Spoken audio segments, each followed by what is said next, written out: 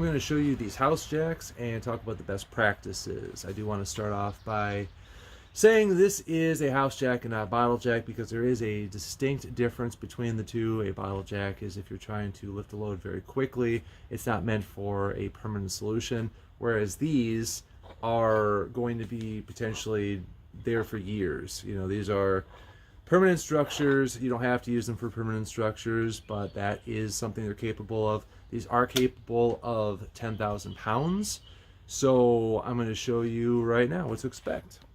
For starters, when you get your package, you're going to end up with 3 of these, and they're going to come with the cardboard and just like this. So you're going to want to remove this part, and I got one over here that I can show you that's at maximum. I've got my tape measure right here. Actually, let's measure this out one first. As you can tell, this goes just at about 17 inches. I know that the listing is talking about a little of that 16 something, but I would say if you need it to be less than 17 inches, then it might be a very tight fit. Here is the maximum they say do not exceed, which is 31 inches.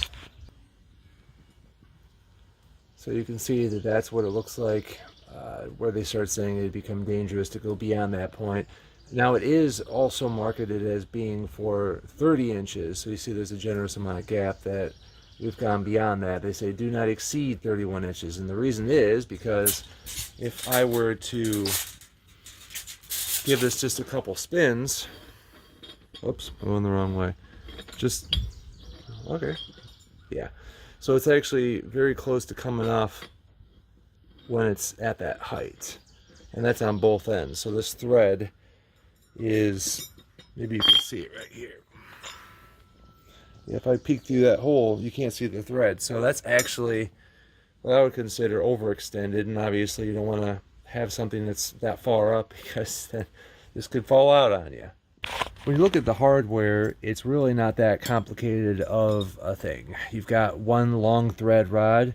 This handle's attached to the pole, and when you attach the top plate and the bottom plate on here, you're going to want to put this up. I'll give you a demonstration in a second, but you're going to want to tighten this up against both of those plates to ensure they're not going to go, and you're going to want to make sure you use a wrench for that.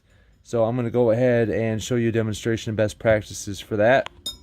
I do want to point out real quick that when it's fully in this position, then it is going to poke out a little bit on the bottom and on the top. So technically speaking, you would have to have this raised a little bit to make it. It's completely flat like this on the bottom and on the top. You're going to have about that much adjustment. So I would say the actual height, okay, yeah, kind of like what I said before, so 17 inches.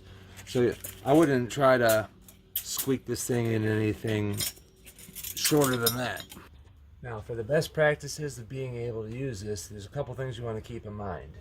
You want to make sure that when you raise this part up and you raise this part up, you're going to have a relatively equal proportion between these. So what I'm saying is, I don't have a thing right here, but let's say there's a beam right about up here and I need to raise this up.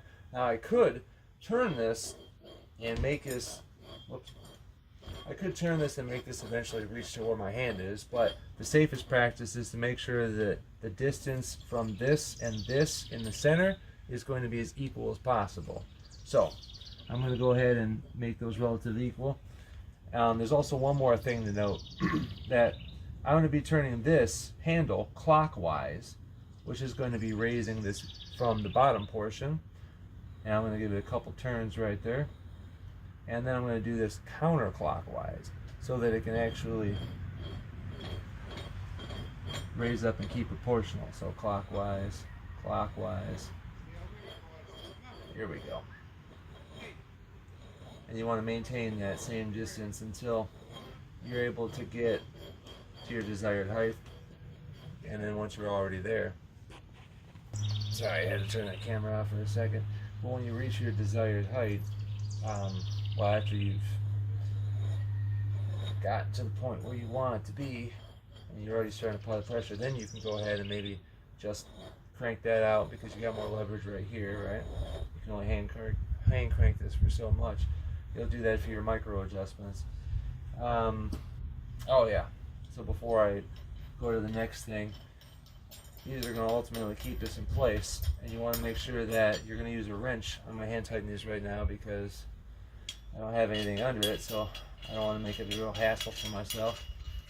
But tighten these up real good with a wrench, and that'll prevent it from, you know, vibrations and stuff knocking it out at whack. If you look here, I have a piece of masking tape right here. So keep an eye on that thread because we're going to do one full revolution, and you're going to see that when we get back to that same point, you know, visibly on the thread, it looks like it barely moved. There's I don't know how many threads are on this rod, but this really is meant for micro adjusting. So, you know, don't worry too much if this bottom part, let's say that you had a little bit off, like, you know, this much or even this much between this distance. Because what I was trying to say, I don't know if you could see that before, but you want to usually maintain the same amount of distance on this part to this part. So for example, right now how I have it, this would be inappropriate because this is a little bit bigger here than it is down here. But you know, when you actually have it on the load and maybe you make a misstep, you know, it's not the end of the world if you just go ahead when you're cranking this bottom one, if it ends up being a little bit off. I'd love to do a installation video maybe next time, but I mean, I'll save that for another time. This video is going to go on too long already. These things are strong as heck, so there's a whole bunch of things you can do with them.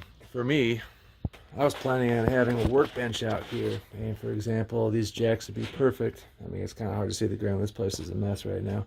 But I was going to have something coming out this way, and I'll probably put a post, but I was thinking about having some jacks too. I might want to move it later on.